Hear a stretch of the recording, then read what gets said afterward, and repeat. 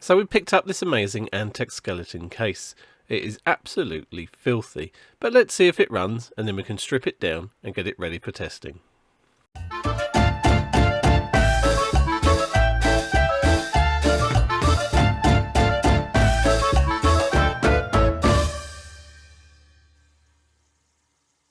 So today we have something rather special. This popped up on Facebook Marketplace and I thought I'd lost out on it, but luckily for me, the person that said they were going to have it never turned up. So that means we are the lucky people to enjoy this truly unique computer case. It's got a few wee issues. I don't think you can see that particularly well in there. Maybe from the side. It's got a little bit of dust, just a little bit. But we've got a full system in here. And this is the star of the show. It's the biggest computer fan I've ever seen. Let's try and find something for reference. Right, let's get a CD for reference. Right, there we go. This is my completely legitimate copy of Windows XP, Service Pack 3 potentially. So that just goes to show you how big that fan is. Let's put you down and we'll spin her around. It doesn't even fit in the shop, it's so big. Oh, she's a big old beast. I was warned by the seller to only pick her up by these handles. Apparently people pick them up by this plastic part, and then that's how a lot of them fall by the wayside. So we've got a game port expansion card here, or USB game port, AGP graphics card, Firewire card that's put in wrong. The motherboard has a Asus A8V Deluxe. Optical video, no backplate, removable power supply, which is interesting. It has got,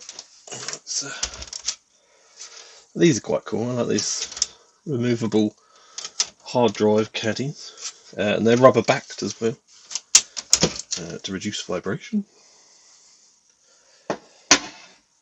So you can see in there we've got two DVD drives. Are they DVD? Yeah, DVD and Blu-ray, very nice. Front fan with two hard drives behind it. On the front we've got 1394 USBs, eSATAs, headphones, microphone, a reasonable click on a button. We like a button. Let's turn it around the other side. Oh. Again, another quick release door. Easy as that. And then this side you can see the back of the hard drives. I have no idea what capacity they are. The rest of the cabling around there. Got a date of 20th of the 11th, or was that the 2nd of the 11th, 2008? So happy birthday if that's your birthday. Healthy amount of dust back there. But she's looking a wee bit sorry for herself. But let's plug her in, see what happens. It was advertised as not working. So we shall see. Let's get rid of legitimate XP. So somewhere around here there's a power lead. There we go.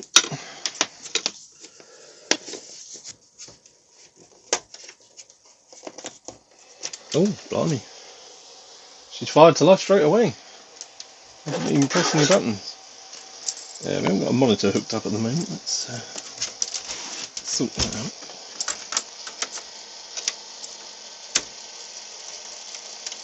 The graphics card's making a bit of a weird noise.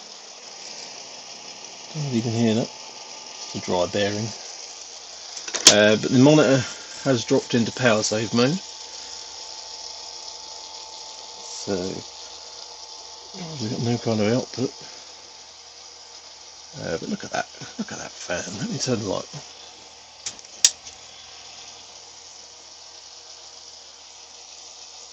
It's kind of hypnotic in a weird way. No beep codes. No obvious beep codes that I've heard. I don't actually know whether there's a speaker installed or not.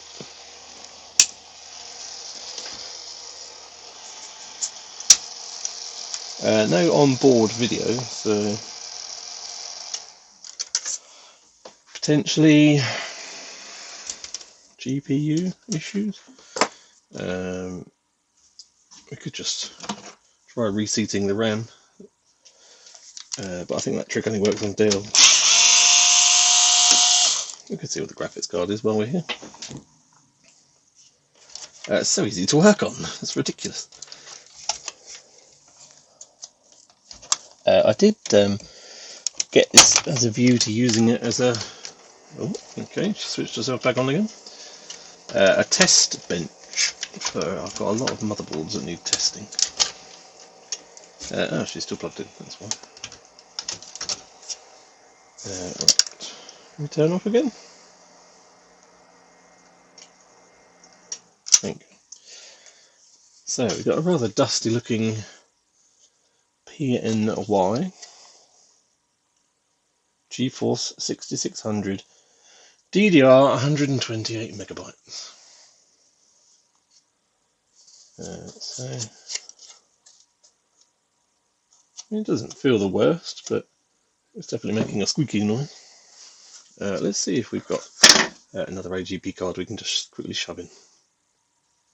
Right, I have found this FX 5600 XT. I'm fairly sure this worked, so we should give it a go. Let's unplug the power this time. No external power supply connections.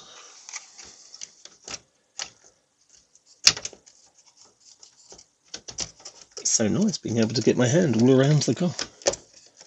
Sounds a bit weird. Must be the easiest graphics card install I've ever done.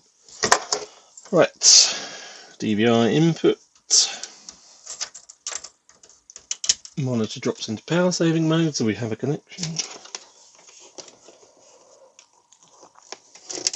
So I'm guessing it's set to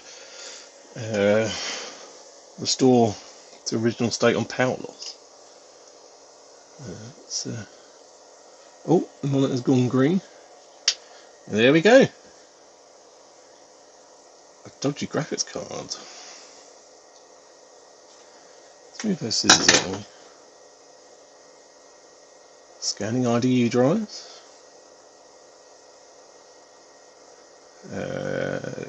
Detected saying 1+0 stripe.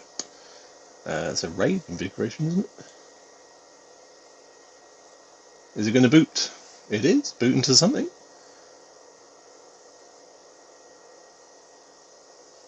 Well, simple as that. It always amazes me how many people throw away cards. Vista. I haven't got a keyboard to skip the checking, which is annoying. Let me find a keyboard and I'll be back. Right, we have a keyboard installed, although I don't really want to turn it off while it's doing this file checking. So we'll let it run. Go from there. 30%.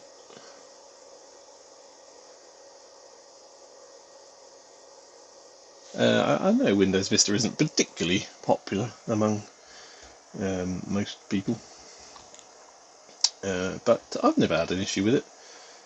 I quite enjoy using it actually, as long as it's got enough RAM to do what it needs to do. I've never had an issue.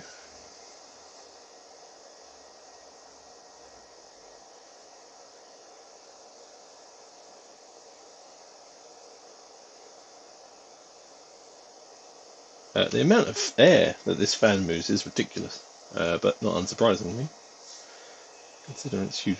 Where's my ruler? Let's measure it.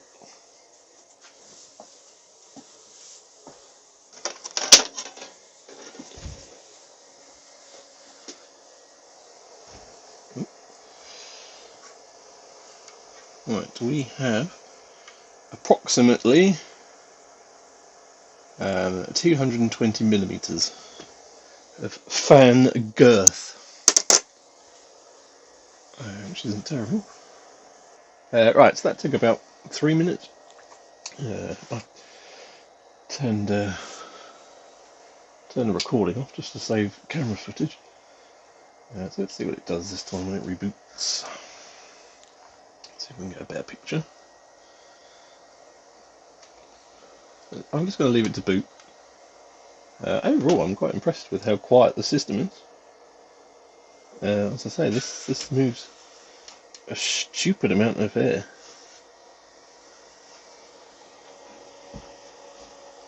I can feel a nice breeze coming through. Obviously, an open case design isn't the best for dust.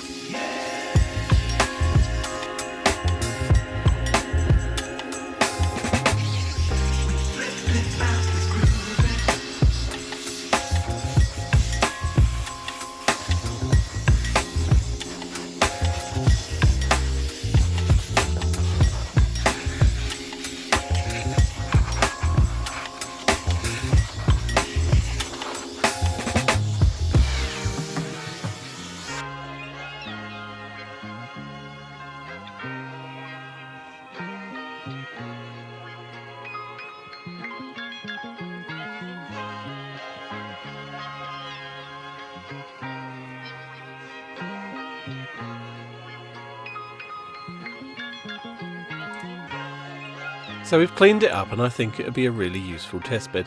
We've added a drawer to store all those useful bits that we always lose, a floppy drive, a hard drive, and we've retained the Blu-ray player. Issues that I have noticed with this case is that a higher than standard cooler is going to interfere with the chassis if we attempt to pull the bottom frame out. But I look forward to seeing how this frame copes with multiple testing of different motherboards.